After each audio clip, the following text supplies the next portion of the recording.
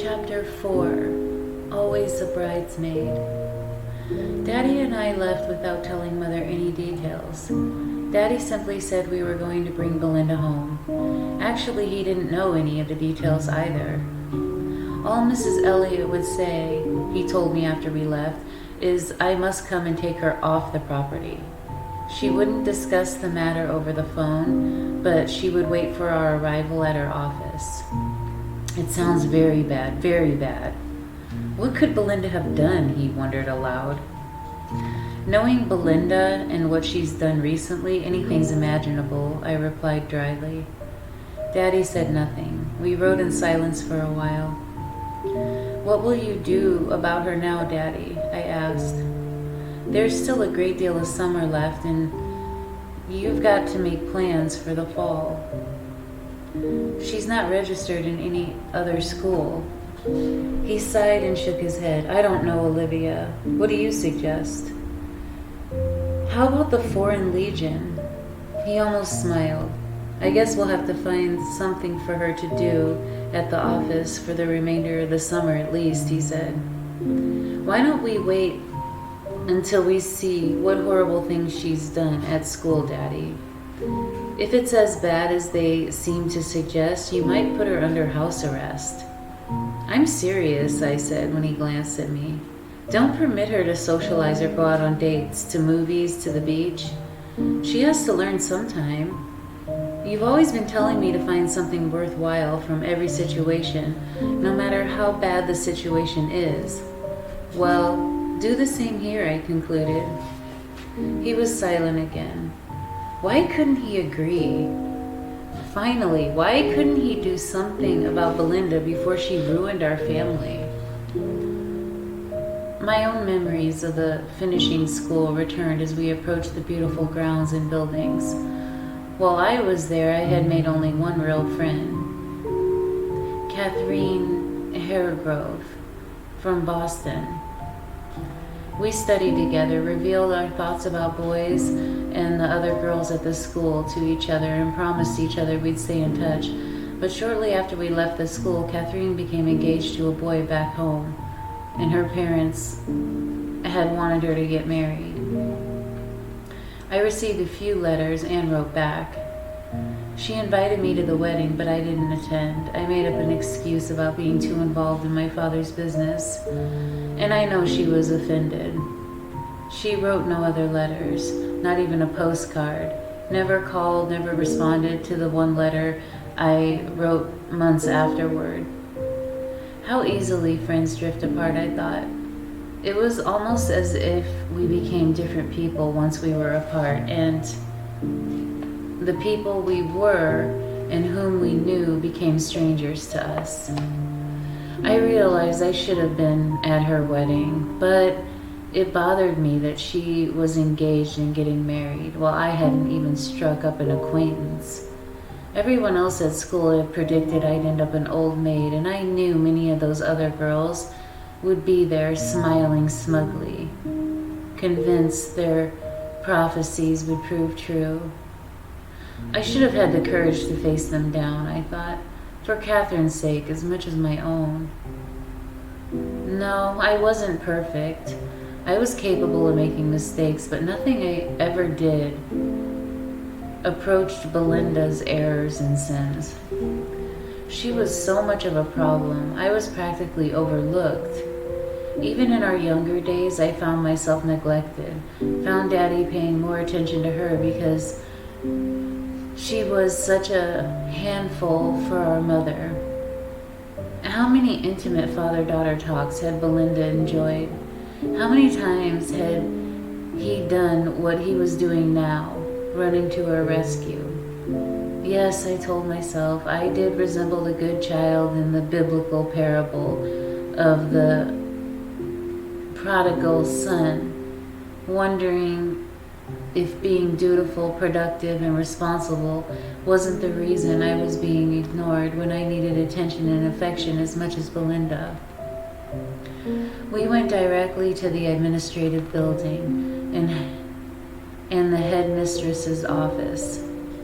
When the secretary saw us, she practically fainted. Her blood drained from her face in anticipation of some ugly and unpleasant scene. What could Belinda have possibly done, I wondered, now struggling with my own imagination to think of something that would merit such a reaction. Mrs. Elliot will see you, she said the moment after going in the office. She stepped away from the door as if touching us might contaminate her. Mrs. Elliot, a woman of about 60 with bluish gray hair and gray eyes, rose from her wooden desk chair. She was only about 5'5", but her demeanor, the power in her eyes, the stiffness in her shoulders, her imposing bosom rising with each deep breath, made her look much taller. She had an emphatic chin, and strong, masculine, pale red lips, now pressed tightly together in an effort not to frown or scowl. "Please have a seat, Mr. Gordon," she commanded, gesturing to the chair. She looked at me, deciding whether or not to invite me to stay.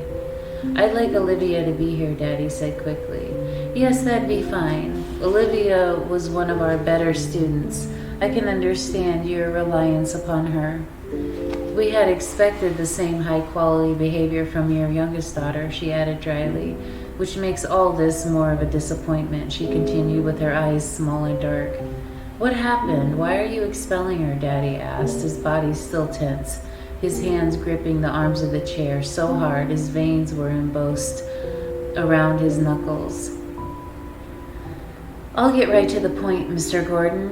Even though this is all quite unpleasant to imagine, much less discuss, I don't want to pretend everything has always been perfect here at our school.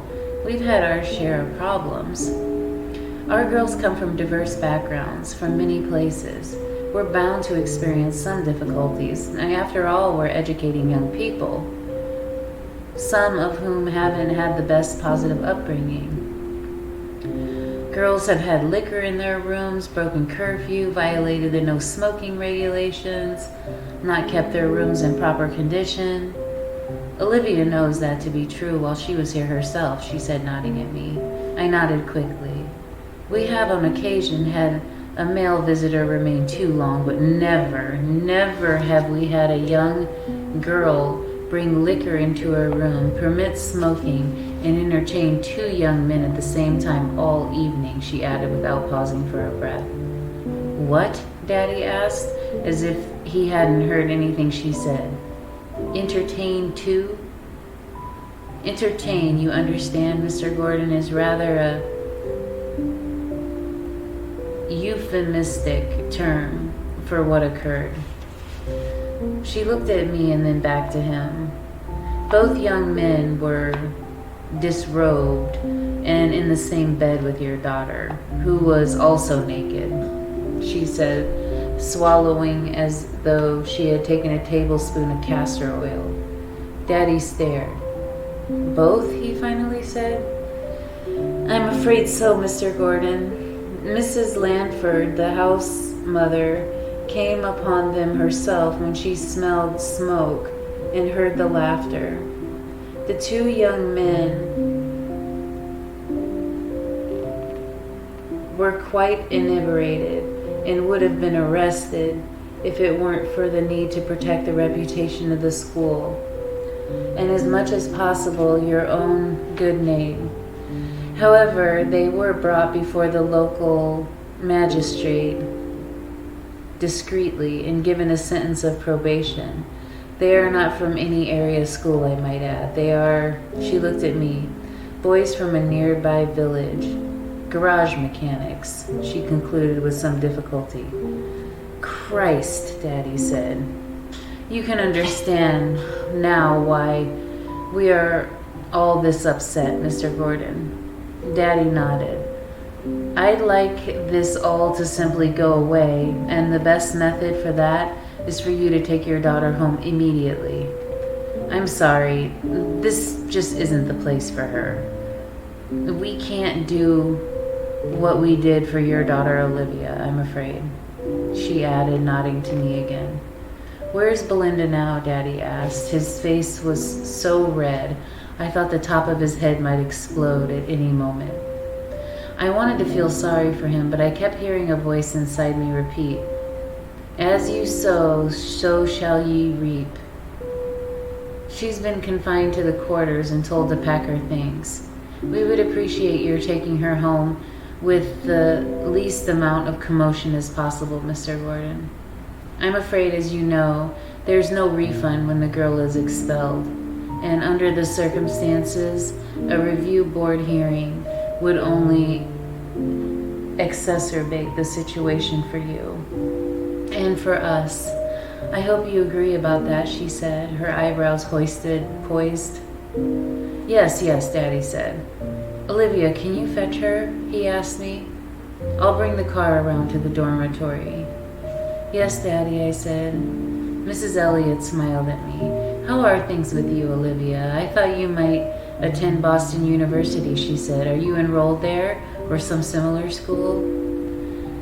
I didn't go on to college, Mrs. Elliott. I decided to help my daddy with his business, I said. She turned to Daddy. I'm sure Olivia is a great asset to you, Mr. Gordon. Yes, she is, he said in a voice so broken and tired I didn't recognize it. How unfortunate for us all, Mr. Gordon. You have your burden to bear, your own hard road to travel, she said. Daddy nodded and looked to me. I rose and left the office. The secretary glanced up at me and tried to smile as I hurried past her and out the door of the administrative building. I crossed the campus as quickly as I could. The classrooms were all dark except for the music suite, where the school orchestra was holding a rehearsal. The music was carried by the breeze. It seemed to fit the occasion because it was a march. About a dozen or so girls were reading, talking, watching television in the lounge at the dormitory. They all looked up when I entered, and none knew who I was because I hadn't come here with Belinda. But Mrs. Lanford knew me and came running down the corridor the moment she set eyes on me. Hello, Olivia, she said, with a small, quick smile. How are you? Not as well as I could be, I replied. She nodded, then shook her head. I'm sorry for your family, she said. So am I. Where is she?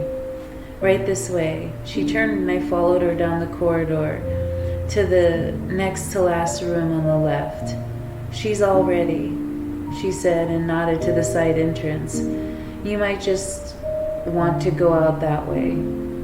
Like thieves in the night, I remarked. She looked at me with a pained expression in her dark brown eyes and then knocked on Belinda's door. Who is it? It's Mrs. Lanford. Your sister's here for you, Belinda, she explained. It took a moment before Belinda opened the door, just like her to make me wait, I thought. She was in her high school jacket, the one with the varsity letters Arnold had given to her, and a pair of slacks. Her hair was brushed back and tied, and her suitcases were packed beside the table. Hi, Olivia, she sang as if nothing in the world had happened. Where's Daddy? In the car waiting, I said angrily.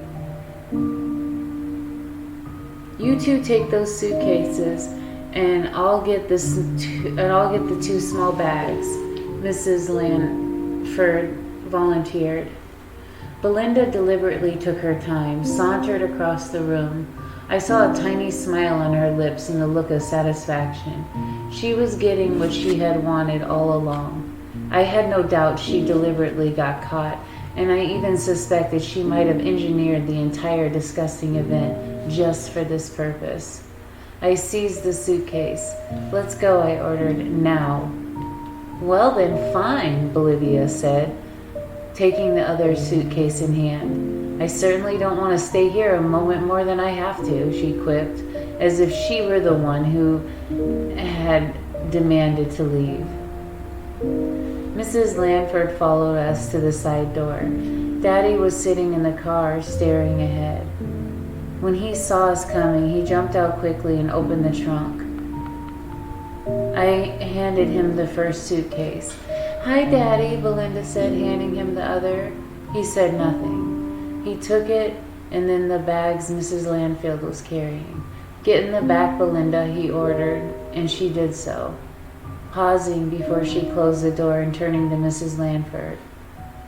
"Goodbye, Mrs. Lanford. I'm sorry if I caused you any embarrassment."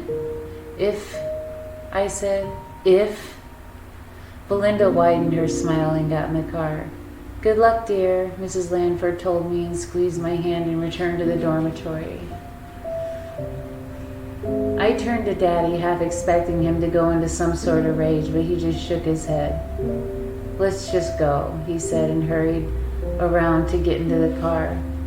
He didn't say a word until we left the grounds and were heading for the highway. "So, Belinda, are you satisfied?" he asked. "I hated that place, Daddy. I told you I did. I don't care about being expelled." "How could you?" He stopped himself and pressed his lips together as if he had to lock the words back into his throat. "What were you thinking, Belinda?" I asked. "Didn't you care what this would do to the family reputation? No matter what, this is gonna get out. The other girls will tell their family and friends." "They're not better. They're all a bunch of stuffy snobs. But they all do things too. They just don't get caught," she said in her own defense. "Right. I'm sure that they're all exactly like you," I commented dryly. "Well, they are." "Never mind," Daddy finally said. "I don't want your mother knowing about this. When we get home, you'll simply tell her you were unhappy there." "That's not a lie," Belinda followed. "Of course it's a lie," I charged. "It's not what you're being brought home for." "Well, you lie sometimes, Olivia. You're not perfect and angel," she wailed. "The difference, Belinda, is that you're comfortable with a lie." I turned and looked back at her. "I'm not. Your life is practically one big fat lie." "I knew it. I knew you'd hate me now," she moaned. "Just stop the car and let me out on the road somewhere. I'll find a new home and a new family." "To terrorize and destroy," I said. "No, just stop the car." "Let's not do this," Daddy said. "It only prolongs the agony, and we've got to think about your mother, Olivia, please." "Sure," I said. "Let's sweep something else under the carpet and let her get away with another gross act." "We're not doing any good for her, Daddy," I insisted. "I'll take care of it," he said. It was an empty promise. I could almost hear the echo inside, but I let him hold on to it, and I simply stared out the window most of the way home. Belinda fell asleep in the back, a tight smile of content and satisfaction on her face. Once again, she had gotten what she wanted. Whether Mother could see through the falsehoods or not, she went along with it. She even felt sorry for poor Belinda, who ate up the sympathy, milking the situation and taking advantage until I glared so angrily at her, she stopped and went to her room. The next day, Daddy concluded that the only thing to do, at least for the time being, was to find her something to do at the office. "At least we'll be able to keep an eye on her most of the time that way," he reasoned. I joined him in the den without Mother present. "What can she do, Daddy?" "Put her to work filing, Olivia." "Filing?" "Find work, make work, keep her occupied. Please," he pleaded. "Sending her off to another school is just going to be a waste of time and money. She's not a student." "What do you expect from her then?" I asked. Hope to find a suitable husband as soon as possible," he replied. "Before me?" I wanted to ask. "You want to get her off and married in her own home before me?" "You mean pass off the responsibility to some poor unexpected clod," I chimed. "She has some qualities to recommend her, Olivia. She's an attractive young woman. Don't you think she might grow up a little now?" "No," I said firmly. "Not as long as you insist on excusing every act of misconduct." He stared at me a moment, then sighed. Please, please don't make this any more difficult for us than it is, Olivia, he pleaded. Why was he like this? Where was the strong, firm man who ran a string of businesses with such authority and assurance? Maybe Mother was right. Maybe Daddy was like all other men, easy to manipulate after all. Maybe my mother was the smarter of the two. You're being had, Daddy, I said uncharitably. You're a fool for believing her tears, and her moans, and her batting eyelashes. He turned white before the blood rushed back into his face. That's not true, Olivia. It's what I've told you before, what I've tried to get you to understand above all the family. Family is the most important thing. We've got to protect her because she's the weak link. I was hoping you would have grasped that by now and be my true assistant in this, he said. All right, Daddy, I relented. I'll try to find her something to do and try to make her into someone respectable and responsible. That's more like it, Olivia. Now you're being a true Gordon, he said. However, it took a lot more than my resigning myself to Daddy's logic to make any of this even come close to resulting what he had wanted. Belinda, of course, enthusiastically agreed to go work at the office, but every morning she refused to wake up in time. Every morning I had to be the one to wake her and prod her into dressing herself quickly. Most mornings Daddy had to leave without me, and I had to drive us myself and to the office.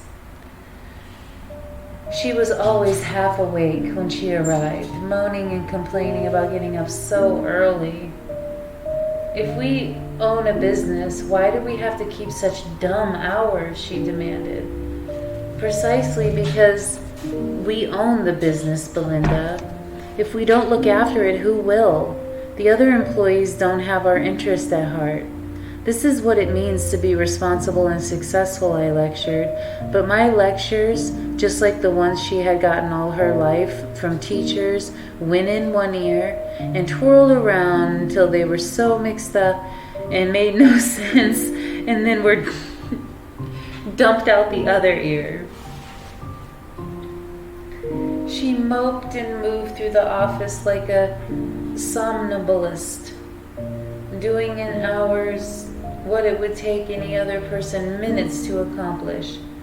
Anything distracted her. She could spend an hour gazing out the window. She was on the telephone with her friends every chance she got. Despite my repeated warnings and my constant chastising, each time I reprimanded her, she would cry and go running to Daddy and would ask me to go a little easy on her. Go easier, I cried. Even the little work she done has to be redone. She misplaces the files, get them out of alphabetical order, loses documents. She's doing it deliberately, Daddy. It's the same old game. She wants to be home and loose and be allowed to indulge herself in entertainments and not do any work. So she does badly, hoping you'll give up on her. I know, he said. Please have a little more patience with her. Keep trying, he urged. Once again, I wondered why. What was it about her that made Daddy so soft, so pliable, and so forgiving? If I came close to asking such a question, he merely shook his head and begged me to keep hoping and believing and trying to make her a better person. Daddy had forgotten his intention to marry her off as soon as possible. The attempt he had made to arrange a relationship between me and Clayton was completely forgotten. However, I was put on the perennial back burner, and Belinda was moved up front. It wasn't something he made obvious, however. It was just like fishing. He cast out the bait and hoped the right fish would be caught on the right line. The first big attempt came when Childs were invited to the most elegant dinner at our home. Far more involved than any dinner party designed to snare Clayton for me. Colonial Childs was Daddy's attorney, and his son Nelson was finishing his last year of law school. No better fish swam in our waters, and I was beginning to think no better shark than Belinda swam in them as well. 4 or 5 times a year, Daddy would host an elaborate dinner party, usually inviting 10 to 15 guests, hiring service staff, and having a caterer prepare an elaborate 6-course dinner. Sometimes there was even entertainment, a pianist, a violinist, for after dinner. Belinda always hated these parties. They were far too formal and far too restricting for her. She had to behave properly, follow proper etiquette, and keep from doing or saying silly things. She never liked the music, never liked sitting quietly, and being obedient. Usually Mother or Daddy excused her before the evening was half over, and she retreated to her room to gossip on the phone. I realized something more than usual was intended when I discovered Daddy had only invited the colonel,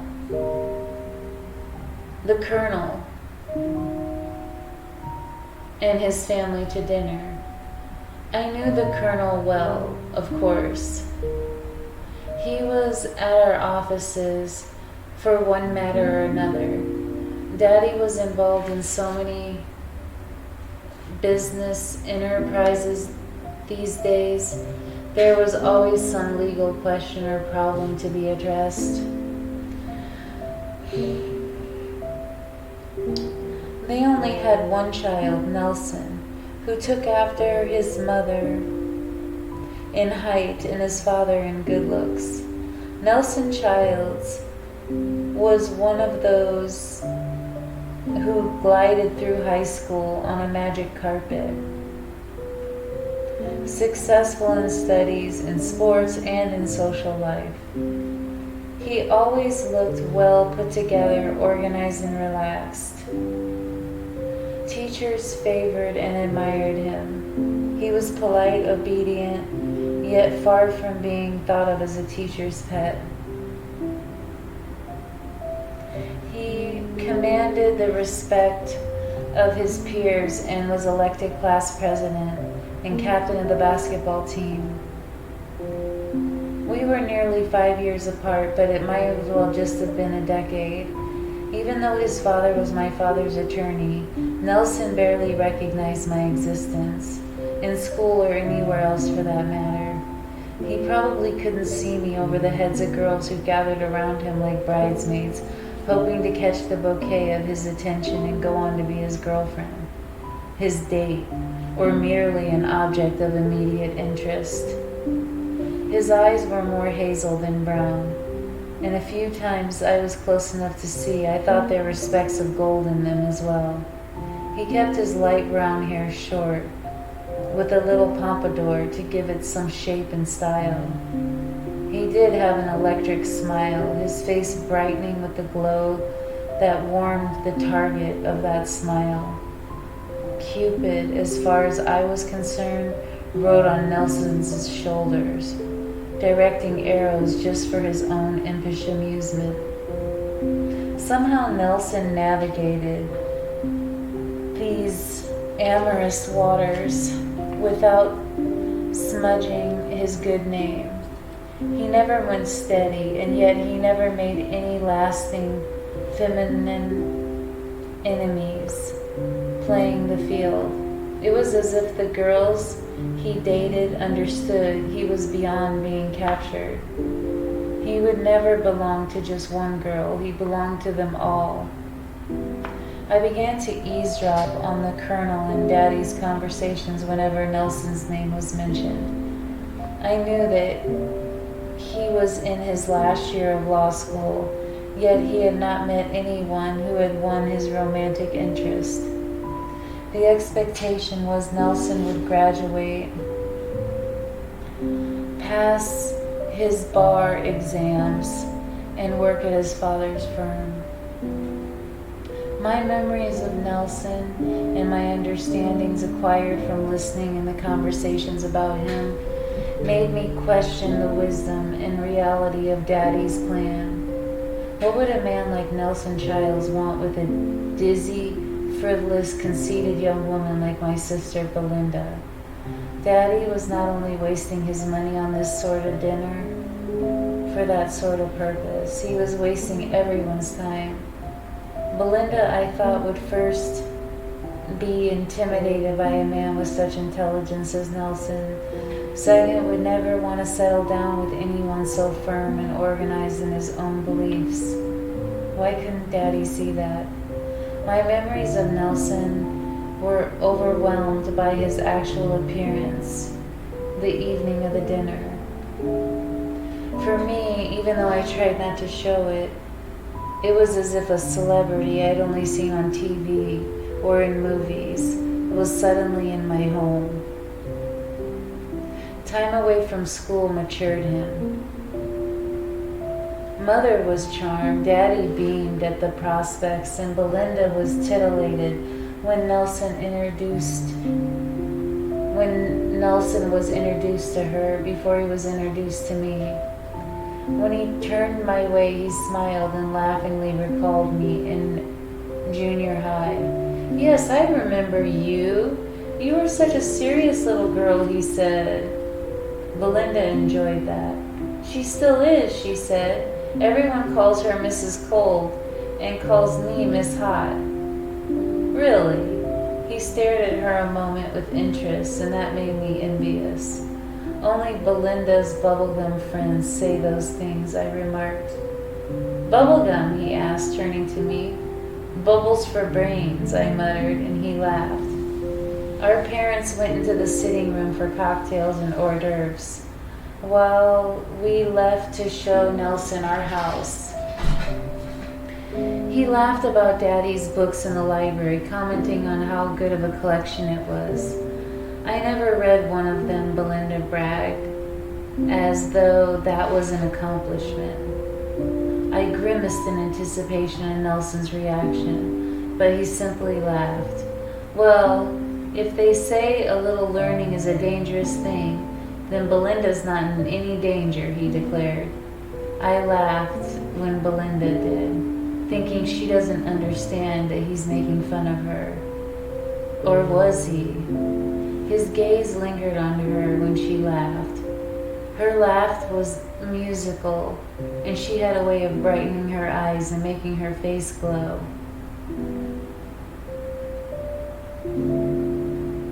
What are your interests, Belinda? He asked. Interests?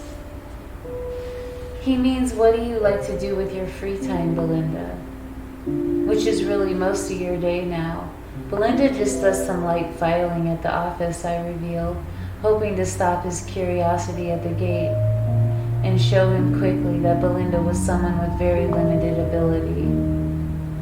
I hate it too, she said quickly, and he laughed again. Summers are for fun, not for work. No one our age should have to work in the summer, she declared.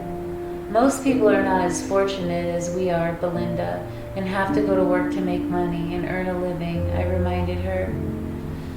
She shrugged as if I had said something so insignificant it didn't require a response.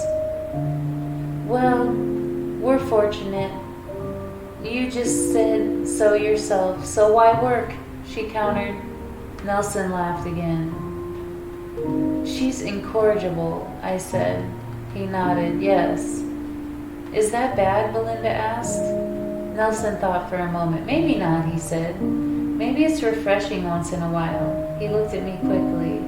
I understand, not for you and your family, however, Olivia. Now it was my turn to shrug. What she does with her life now is no longer important to me, I said. I've given up. She doesn't mean that. She's always saying awful things she doesn't mean, Belinda explained. Nelson nodded as if he understood. We were called to dinner, and Nelson gallantly stepped up between us and took both our arms to escort us into the dining room. All the while I kept telling myself, a man like this would only be temporarily aroused by someone like Belinda.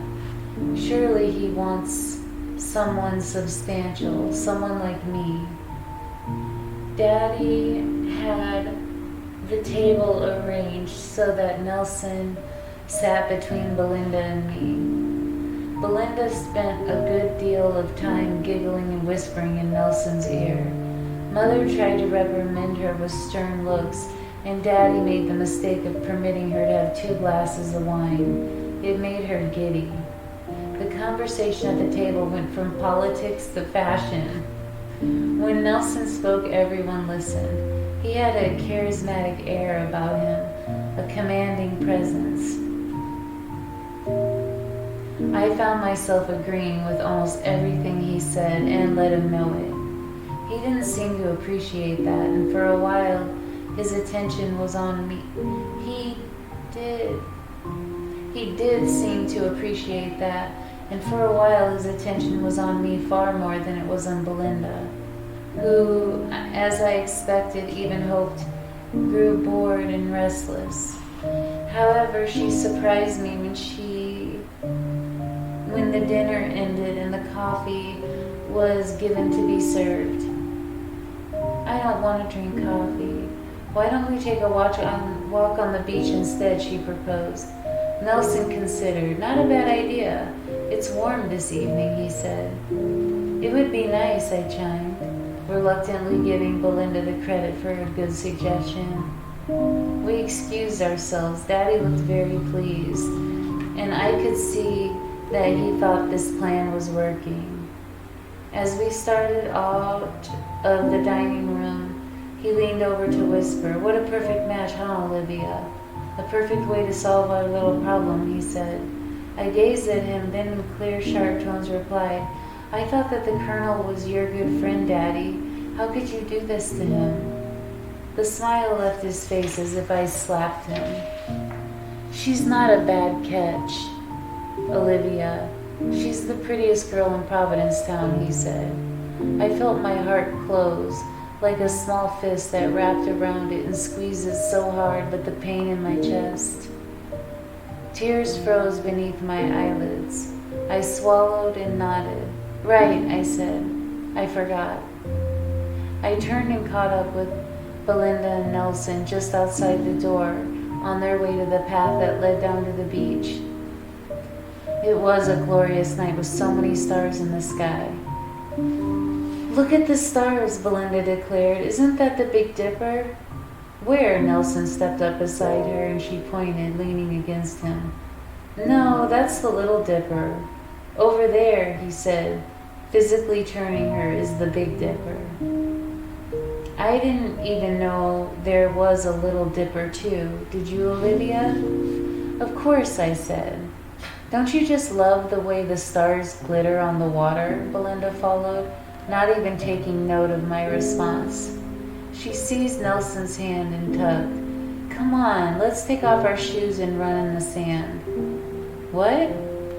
"That's ridiculous, Belinda. He's wearing nice shoes and—" "No, it's all right," Nelson said, laughing. "I think I might enjoy it." He sat beside her and pulled off his shoes and socks and then looked at me.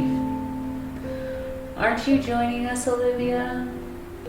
"I know how cold that water is," I said. "No, it's not," Belinda said, leaping to her feet. Nelson laughed and she tugged his hand. I watched the two of them go running down into the surf. "You're gonna get soaked," I shouted, but the roar of the sea drowned out my voice. Reluctantly, I slipped off my shoes and socks and drew closer to them. Belinda squealed and continued to splash and run with Nelson clinging to her hand. His laughter trailed out into the sea. Suddenly, Belinda stopped. We were a good 1,000 yards from the house, and before us the beach was dark and deserted. It's so warm and the water's not really that cold, is it? Belinda asked. No, Nelson said. Surprisingly, it isn't. He looked back at me. It's not exactly a bathtub, I said. I'm going in, Belinda suddenly declared. What? Nelson's face glittered in the starlight, his soft smile gentle. Skinny dipping. Haven't you ever done that? Belinda, I cried, don't you dare. Oh, I don't mean right down to naked, she said. You can't see much out here anyway. Haven't you ever gone skinny dipping, Nelson? She challenged. Oh, sure, but don't look unless you're coming in after me, she declared and unbuttoned her blouse. Belinda, stop that this instant, I ordered. She peeled off her blouse and quickly undid her skirt. A moment later, she was standing in her bra and panties. Here goes, she screamed and ran toward the waves. Nelson looked at me. What do you say? He asked. Absolutely not. I'm going back to the house, I said, my heart pounding. It doesn't look inviting, he said. It does look inviting, he said, nodding to himself, and then took off his shirt. I stared, amazed, as he slipped out of his pants, not at all inhibited by my presence. Then he called to Belinda and charged at the sea. I watched the two of them splashing and frolicking in the water. She threw herself into his arms and they both sank for a moment and emerged laughing like two teenagers. I was fascinated, jealous, and angry all at the same time. If you're not coming in, maybe you can get us some towels, he called. Yes, Olivia, that would be nice. Belinda stood in the water, the starlight making her bosom glimmer. Her panties had become transparent, and Nelson's shorts didn't offer much coverage either. All right, I shouted, I'll be right back. I hurried through the darkness, slipping on the sand, cursing Belinda under my breath. When I reached the house, I was careful to enter and get to the laundry room without being noticed. I gathered up some towels and rushed out, feeling like a co-conspirer. By the time I returned, they were both out of the water, sitting very close to each other. Hurry, we're freezing, Belinda cried. I don't doubt it. You'll both probably get pneumonia or something. We'll be fine, Nelson said. I tried not to look at him when I handed him the towel and cast one at Belinda. Better get out of that wet stuff, Nelson said, moving off a bit. He wrapped the towel around himself and slipped his underpants off. Belinda, not as modest, took off her bra and panties. I stood between her and Nelson and handed her clothing to her as quickly as I could. Anyone could look at either of you and see that you've been in the water, I said after they were both dressed. Let's go up to my room and dry our hair, Belinda suggested. The two of them hurried toward the house, me following behind, feeling like a third wheel. Up in Belinda's room, I watched the two of them dry their hair. Belinda went into the bathroom and put on another pair of panties and bra. Just keep these here, he told her, handing his wet underpants until they're dry. I can put them in the dryer downstairs, I suggested. No problem, I'm fine, he said. He looked at Belinda. His eyes were dazzling with excitement and laughter. That was great, he said. Never thought one of my parents' dinner parties would be this exciting. Thanks. He turned to me. Well, I guess we'd better show our faces and pretend all is well. How do I look? Fine, I said reluctantly. I'll be down in a moment, Belinda chimed. Nelson and I left and started to descend the stairway. We could hear our parents talking loudly in the sitting room. Your sister's terrific, he said. You don't have to live with her, I replied. He laughed. Yeah, I bet she's a handful, huh? A handful is an understatement, I told him. He laughed again. He was smart enough to see my point, I was sure. But did it matter? Men were blind, some deliberately, I thought.